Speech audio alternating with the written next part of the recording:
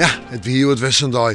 Grijs, grauw, novemberwaar. Maar uten toch eens wat ruim, lichte ruim, droege perioden, wat dampwaar. Nou, de vroor het net volle. Joen en vannacht nog altijd een bewolking, soms dampwaar, misschien ik wel een wat mist. Ik wil weer eens een wat lichter ruim, maar ik weer droege perioden. De temperaturen vannacht 4 of 5 graden. De wind uit het zuiden waai en die is zwak of matig.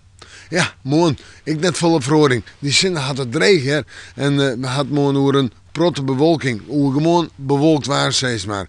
En ik denk net dat die zinnen het helpt. Wel eens even ruim, lichte ruim. In de maand misschien een mistbank of wat dampwaar. En oerdij staan 8 graden. De wind uit het oosten waait oostelijk en die zal zwak of matig wezen. Zorgen we dan een mooi joen, dan nacht ik nog altijd een kans op wat licht ruim en dan komt er snel erachteraan. Net volle oors, een protte bewolking, misschien hier en daar een beetje zinnen, maar dan had ik nog altijd een oer net een echt droeg waartype. Nee, ik denk toch wel dat het grootste pad van de provincie droeg had, maar in het waardgebied is er nog altijd een kans op een buiken. De temperaturen, ik denk zo om het bij de zo'n graden heen en de oost-noordoostenwind matig rond vrij krachtig begint het al koud rond te vielen.